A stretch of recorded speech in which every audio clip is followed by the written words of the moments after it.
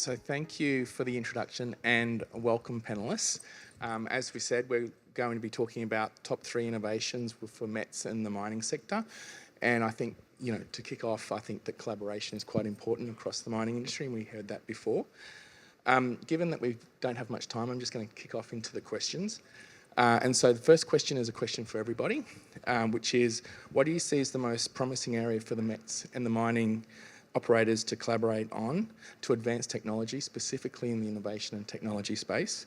What do you see as the barriers to addressing those opportunities, and what needs to be true to really unlock that potential? So I'll kick off with you, Michelle. Okay, so the area, so most probably going not against what Rob and the last team was saying a little bit, but so I actually think one of the most fruitful areas is in the area of exploration and ore body knowledge. And the reason I say that is because I think there's just so much opportunity and a lot of underexplored, wanting of pun, potential, and an area where I think there's opportunity for not only data sharing, and I think I've said this at a few different conferences, but no one mining company has all of the exploration, even when you look at some of the government departments and the information that they've released. It's one of those problems that I think we can solve collaboratively worldwide and really sort of share some of the data, because a lot of the mining companies, we have a lot of the positives and we've got to actually share some of those positives so that when you use AI and other techniques, you can train the AI more easily and more effectively. So I think ore body knowledge would be great, and if we spent more effort really understanding and innovating in ore body knowledge, then what it will allow us to do from the rest of the value chain is quite substantive. So if you can imagine a world where we actually not only could find ore bodies faster, which makes, particularly in nickel, a big difference for decarbonising the world, maybe even in copper. And when we do find those deposits, we know them more completely. We really know them down to the last metre, down to the last gram. The sorts of changes that would make in terms of the rest of the workflow for the industry, where we put infrastructure, where we, whether we put declines left or right, all of us have those challenges, even down to daily production, daily planning. It would look a lot more like a manufacturing sort of facility. So I think if we put a lot more effort into that and really understood our ore bodies, the rest would flow a lot more. And so I think that's a really ripe area for collaboration. What are some of the barriers to that? I think the last group mentioned a few of them around, how do we actually collaborate? How do we work together, and really thinking that through? What's the role of mining companies? And there is still some bad behaviour in mining companies around wanting to put their foot on IP, wanting to lock up people, information in CAs, etc., even for problems that we should actually be solving as an industry. These are industry problems. So I think, getting our heads around that and getting around what working collaboratively looks like and what good looks like, and just getting rid of some of those barriers that we've created for ourselves, whether it's the competition barrier or the IP barrier, etc. Work those through, and then we can move really fast. Awesome. I must say I'm pretty relieved to hear you say, Michelle, that spending money on developing technologies for exploration is worthwhile, because otherwise, frankly, IMDEX is wasting quite a lot of cash. I would also, when I think about the barriers piece in particular, ore body knowledge, I think any of you who know IMDEX well knows this is a space where we play, so I'm not going to disagree with you at all about the importance of that. In terms of barriers, I think another interesting thing that we're quite often faced with is, as you say, is the role of the resource companies within this process, and also the timing of involvement. There needs to be involvement all the way across. One of the interesting challenges we find is if you look to involve resource companies at the start, another thing that comes up, I'm not going to touch the IP and CA piece, but is sharing of risk and resource companies' understanding of the risk around technology development at those early stages, right? I heard the last speakers talking about this as well, is when, if a technology is going to fail, it's going to fail early, and sometimes that can be hard for resource companies to really grasp what that means and what that means for the investment that they're going to put in. Yeah, just to sort of weigh in, I think for me, aggregating demand as an industry for problems that need solving. I think a lot of mining companies think that their challenge is unique and it might be unique to their particular asset or process, but that doesn't mean that as an industry there's no one else out there suffering that same problem, and that's where that barrier for confidentiality sort of limits. From a vendor's point of view, if you're making an investment into developing a new technology for a market, you want to know how big that market is and you want to know how to serve it. And if you're Mac sitting in ABB wanting to invest in a new product line that's going to address an industry challenge, you need to know there's customers out there, multiple customers out there, who are willing to invest in that technology and get a return. And I think for that also we need to make sure that the value is understood, and we don't use contracts and we don't use purchase orders or procurement processes as the carrot and stick for success. And so I see a communication barrier that we need to break down about what value creation looks like that benefits both sides of the ledger. We need to know not only what the mining company's positive outcome would be for their business from a technology working, but also how a business who develops that technology and supplies it can create a sustainable business model so they can hire, develop and reinvest in more of that technology. Yeah. What I would like to add to this also a little bit, when we are all together in this industry. So I would say that one of the starting point is this whole energy transition, and that starts with the mining. And we all have heard here earlier that we need much more minerals. But one thing that I see to do this, we have to attract also the new generation, the people. And what I see mining still, a lot of here on this conference, and we have been working in mining, we like mining, but I see I'm from Europe, and then they opened a lot of new mines. Everybody wants to have the lifestyle, everyone wants to have, if you just think about the electric car, use 5 times more copper than a normal car. Everybody in Europe going over to electric cars, solar and things, but nobody wants to mine in the backyard. So I think as an industry, we have to change this whole kind of perception about mining, because otherwise, so that people, that we can attract the new generation of mining. And one thing is to drive technology. As ABB, we are focused on electrification automation. We started to electric mine 130 years ago. 2 years ago, we opened this e-mine. That's about actually calibration, and it's not one company can do this. This is all kind of different companies. We have to work together, and we also have to be open. We have to set new standards. And when you open these new standards, so that everybody normally compare that a little bit with everybody here has a smartphone. The smartphone is nothing without all the apps. Coming back to, how should we work? Mining still are active in certain silos. So if we're now implementing automation, electrification, but do that in an open way, we can get a lot of vendors, a lot of new technology working there, but we sharing these things. So there's a lot of those things that as an industry, we have to change the perception of mining, that mining is actually the industry to be in, and actually mining is the industry that will solve a lot of the problems that we have. On to the next question. We've heard Adrian talk about aggregate demand and aggregating across the industry. So a question for you, Michelle Ash, and putting your GMG hat on. Can you talk about collaborative efforts within GMG to promote technology adoption across and standardisation across the mining industry?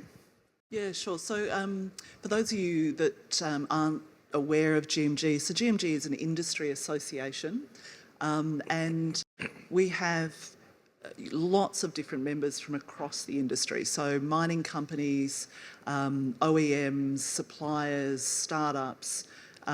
We've got universities, we've got, in some jurisdictions, we've got government departments or representatives from government departments, we've got, consulting groups, integrators, etc. So the value of GMG is that we have lots of folks from across the industry, and we have lots of folks from across the world. So, we've got Australia, Canada, US, China, India. We did have Russian, but not most so recently. South Africa, Latin America, etc. So, across where our operations are from the mining industry. And the real value of an organisation like GMG is a twofold. One, the convening power of bringing people together, talking about what's worked, what hasn't worked, in a really sort of, safe space, Chapman House rules type stuff where they can really get to the nitty-gritty. So other than, different to some organisations, whilst we connect into, what CEOs and executives like me might be talking about or thinking about, it's really at that operational level. So at the manager, the superintendent, sometimes some GMs, and even down to sort of, what operators, maintainers, supervisors, etc., what they're experiencing. And we get those, people together to talk about, whether it's automation technology, whether it's, grinding technology, whether it's data and AI. And so it's really a practical conversations and learning and sharing. And you can sort of leverage from what's happening across the industry. And I think it's that sort of practical collaboration that really helps those organisations that are part of the conversation then take the good, the bad, the ugly, the work procedures, etc., and then leverage that into their organisation. It also obviously gives a great opportunity for different suppliers of different technologies, etc., to really understand what the customer wants, what they're experiencing, sort of, to the presentation that was before us, and get that sort of practical hands-on experience, and walk in the shoes of people that are using it, as well as, start talking about some of the things that they're thinking about, some of the things that they're developing, so that you can get that early sort of integration and thoughts. So I think that, for me, that's the value of organisations like GMG. The other important thing for us at GMG is you don't have to be a member to benefit from what we're doing. And we did that deliberately because, you want to have the biggest ecosystem you can, because, you can never... Any wall that you put around yourself in today's day and age means that there are many more people, more ideas outside of that wall than inside. So the question is, how do you create a permeable wall, basically, and have as much opportunity to have engagement, etc. And, for a lot of small companies too, there's a lot of expense just even in pitching up and talking about their ideas, their activities, etc. So if you want to get any of the GMG guidelines, etc., just go online, search for GMG org, I think it is. There's a trick to it. It's not just as simple as GMG. I remember that last time I tried to get on. But if you need, just reach out to me on LinkedIn and I'll connect you. But and download some of the material. Have a look for yourself. Turn up to some of the workshops that are all listed there, because it's that sort of collaboration that gets us moving forward. I think maybe adding another function and actually linking a little bit back to something that Max said, another reality of the ecosystem is that collaboration needs to occur also between companies within the METS sector, and GMG is also one of the forums where we get to do that, where you actually get to see what each other's doing and go, actually, to solve this customer problem, it's going to require A, B and C. Not one of us can do this by ourselves. And so it does create a forum to allow that to happen as well. We were talking about risk and failing early in the last panel, and shared risk when you collaborate. So it de-risks because as an individual within an organisation convincing your leadership to invest in something, you can actually say, well, look, here's 6 or 7 other companies that are all facing similar challenges, so it can validate the problem and also take some shared responsibility. So you get to learn from the failings of others in those groups. And GMG's been fantastic. We've also got, groups like the Electric Mine Consortium, which is really sort of financially investing in particular specific problems. And then when a success is found, it's like, well, how do we make this accessible for everyone? And that's where consistency around guidelines and standards and processes to be able to disseminate that information and implement that information is so critical. And I think as an industry, we've got a lot to learn from other sectors. And so I'll take like energy sector. If you think about the power generation, transmission, distribution, the communications in that entire industry works off IEC 61850 as a communication protocol.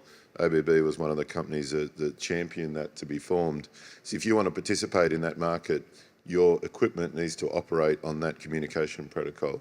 We don't have something like that yet in mining. And if we think about automation, we think about analytics, we think about any of the technology advancements we're going to need to decarbonise, optimise, accelerate the amount of production while reducing the amount of energy. These are really important steps as an industry we need to take.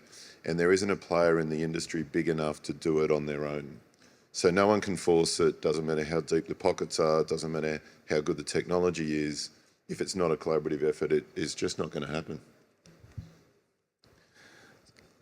Next question. We heard about exploration being important, and we all know that exploration success rates are declining. So a question for Michelle Carey. Given your role at Index, which technologies and innovation do you believe are critical to improve mineral exploration success? And can you share some specific examples of how Index is leveraging technology?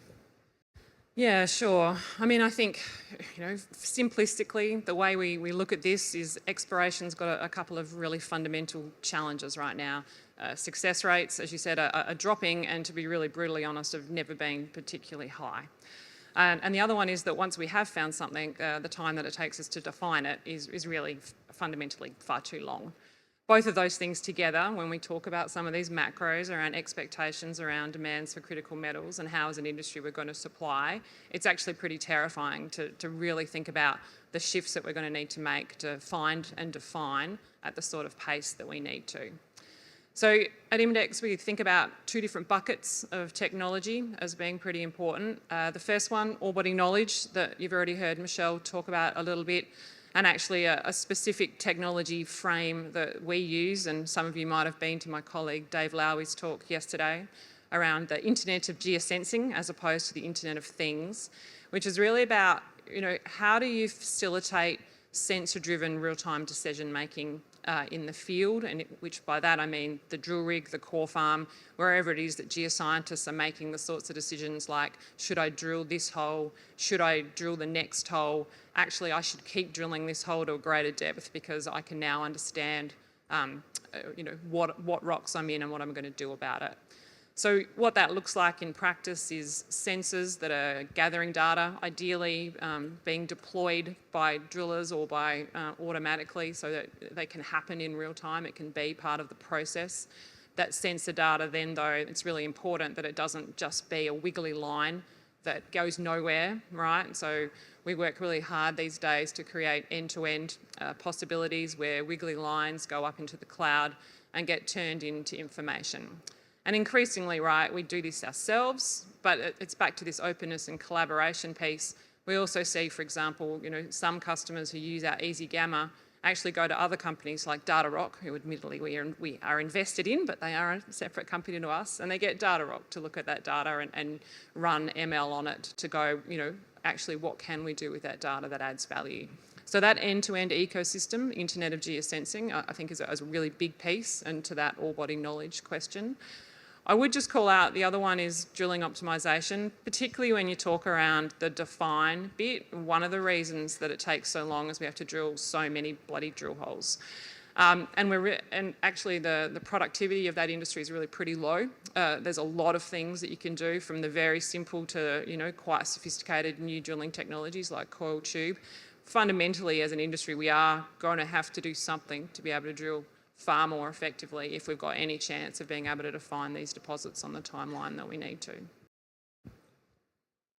Yeah, I think, Michelle, you raise a really good point, because I think if I look at the average time from discovery to first ore, it's something like 20 years plus. I think it's increasing, 22, 25.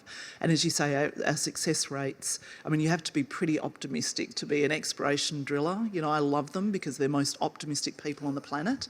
But, the question is, how do we use data? How do we use digital technologies? How do we use some of these things to reduce that time? And it's one of the challenges, and Marky and the rest of the Think and Act Differently team have one of these challenges at the moment for us is, you know, can we use the limited data that we have at the moment, so you don't have to, you know, while you're still doing drilling, etc., to give us greater insights more rapidly? Because, you know, often there's 6-month delays between drilling and then getting it to your scoping teams and things like that. How do we shrink that 6 months? And then how do we use, you know, what might be the limited data we have now more effectively? Is there kriging on steroids? Is there a way to digitise it? Is there a way to, you know, just rethink that data to use a small amount of data to give you a big amount of information about, you know, fidelity of, you know, the ore body, for example, or even pre-ore body, the fidelity of the geology, because homogeneity is quite an important factor when you start to think about MET, you know, circuits and things like that. So I think really getting to the nub of those challenges is fundamentally important to our industry.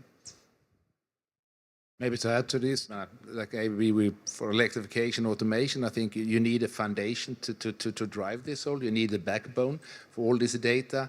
But also, if you look at decarbonization, everything going to go electric. And I think one thing with the ore body today, when you develop a mine, you're focused in a different way. But in the future, when you're having a full electric mine, there's a lot of other parameters that you have to take into consideration.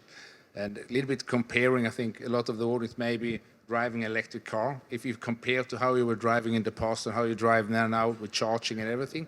So you have to put that into the whole equation as well, that power shortage, how do you have the power demand, how you're driving this. So when you look at the ore body, how you develop, so the whole power management must be connected with your whole kind of planning system. So this complexity, driving full electric mine, there's a lot of hidden things that we don't all everything about it today. Where it also forces us then to work much closer together, like a company like ABB with the end customer, with also other technology providers, we have other kind of competence in that way. Yeah. I was going to say, it's also not something we can optimise our way to. So I think an immaturity of the mining industry has been optimising the way that we've done mining for decades now. We're not going to optimise our way to a clean energy transition, right? So this is the next wave of innovation. And I talked about this on day one. This is like a revolution, not an evolution. And so if you're going to evolve and you're going to adapt, you need to get thinking and experience from outside the status quo, you know, from looking at other industries. I think to your point, that's really, really important. I think a nuance that we haven't really drilled down on is the accessibility of the type of energy with the density that we've got and the intensity in which we can use it, intensity being the time frame that we can use an amount of power, means the process of mining, extracting, beatification, concentration, all of those fundamental processes will need to change or will be impacted in some way. And so we can't just optimise our way to this next future. And so when I think about those opportunities, technology and innovation, it is those revolutionary new ways of doing things. You know, the Ubers didn't come out of taxis. We can't get taxi drivers to invent Uber. We need to look beyond ourselves to think about how this is going to change, which probably goes back to that attracting people to the sector as well. But that's a can of worms. We've only got 8 minutes, so I'll stop. But I think that's a really good point, is if we think that, you know, if we pick up decarbonisation and electrification, if we think that we're going to just electrify what we currently have, job done, you know, so we're going to rip out the diesel engine, we're going to put in an electric engine and, you know, away we go, we will have missed an enormous opportunity to actually really capture the true value of what this will allow us to do. You know, we actually need to rethink quite fundamentally our processes and change them quite fundamentally. And so this is, I mean, and so again, you go, so how on earth do we collaborate? How on earth do we innovate with this when we're good at doing little innovations? We don't want to do big bangs. You know, we don't want to risk too much. So, you know, there's quite an interesting challenge around how do you create that fundamentally changed system, fundamentally changed ecosystem Because, you know, if we really take it down to its essence, what is it that's creating a lot of the power usage? What is it that's creating a lot of the water and the chemical usage in our industry? It's that we move so much waste. So, you know, you end up going, well, what's the real problem? How do we stop moving waste around? And you know, once you can unlock that and really rethink that. You're so good at producing waste. It's all body knowledge, Michelle. You're doing a great Copper, job. so, you know. Moving on to our next topic, which is, you know, a big chunk of the innovation and technology comes out of the METS sector. And Adrian, as the CEO of METS Ignited, you know, which plays a big role in supporting innovation through the METS, can you tell us how you see the METS sector evolving in the context of technology and innovation? Yeah, no, thanks. I think, look, the importance of Australia's METS sector, I mean, realising that mining has every type of technology across every process, right? The operation of a mining at scale is power stations, you know, transmission line, distribution line, they run rail networks, water treatment plants, you know, housing, medical services, and then you've actually get to the mining bit. Oh, okay, then we're going to dig some holes and move some dirt and try to make it into a good grade material that someone can use. So when you think about that span, the depth and breadth of technical capability that sits in the METS sector is phenomenal. What I do think that we don't do well is collaborate between METS vendors very well. And I think we've all sliced out our little piece of the market and try to just influence the customers, the mining industry, with I'm going to improve 3% of this or 2% of that. But the language that we use doesn't align to what the industry is looking for.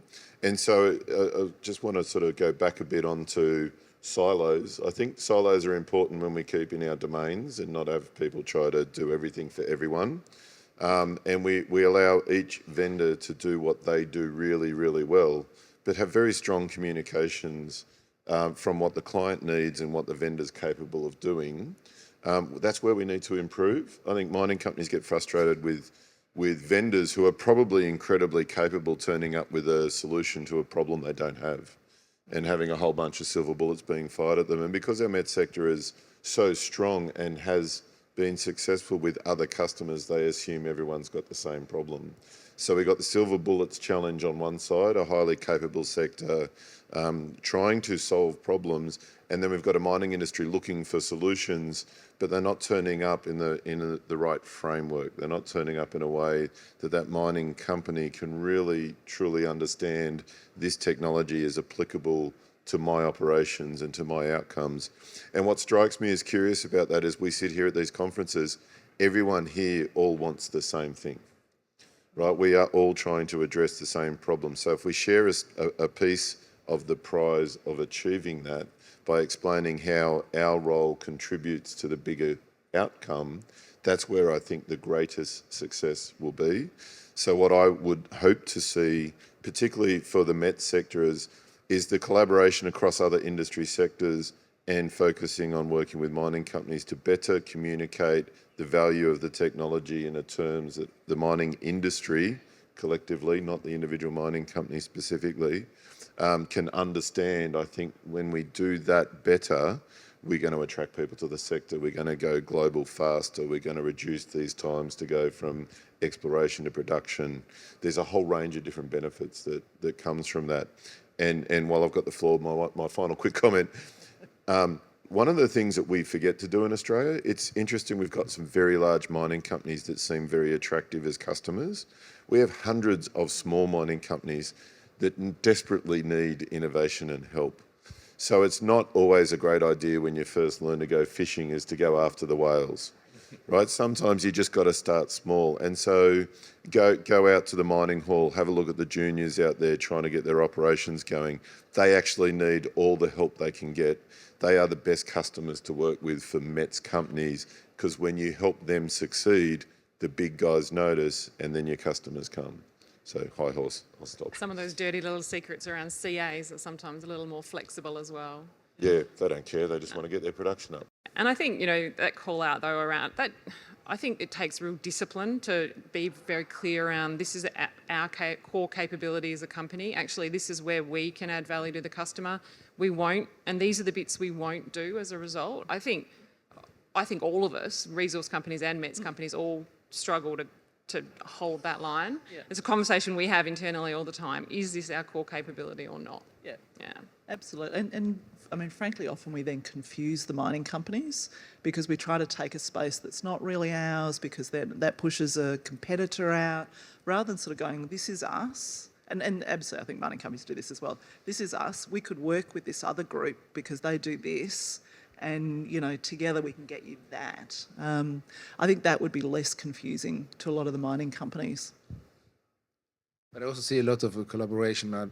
I'm from Sweden, so we're working quite close together with Boliden, and I know they're working very close together also with some of the mines here in Europe. And I have some good example as to how you can drive collaboration. And just recently, we all know health and safety. Safety is a very big topic for all the mines, and where we say, how can you move away people from the face? And they had an idea. They sat together with us and we discussed, and they were really clear that, okay, the IP belongs to you, ABB, and we want to have that solved. And now actually we have other mining companies here in Australia who is very interesting, and actually now Boliden are supporting us, well, let them come to us, let us, because we are interested that this kind of solution comes also in average, so that it's start to develop, you get scale of economy. So I think, like you mentioned, we have to know which space do we play in, and also then drive this then together, So and there, for the solution, it's not just a true ABB solution. We are partnering up then with a lot of other small tech companies to do their part in that. Yeah, look, that's a really good point. I had the opportunity of visiting Sweden in June, I think it was last year. And I went to one of the forums where, a lot of the Swedish companies were sort of talking, Business Sweden, and to see how the Swedes, the model that they use to have companies work together, from let's call it the METS sector, but, other sectors, the METS sector companies, but even the mining, I'm using mining examples, but there was a raft of medicine and all sorts of other examples at this particular discussion. But to see how they also have the let's call it mining companies work together is a fantastic model. So if any of you haven't seen that model and understand it, that I think we could learn a lot from in Australia and replicate that model. I know the Swedish government and the royal family have done a lot to promote that. Yeah. So unfortunately, because I'd love to talk about this for the whole day, but we are running out of time. So, I'd like to thank the panellists, but before doing that, we spoke about exploration as a big area, automation and electrification, how do we not move waste, et cetera, but it all, the underlying theme is how do we collaborate and how do we set up those collaborations. So, been fantastic conversation. Thank you very much for the panellists, and we'll leave it there. Thank you. Thank you.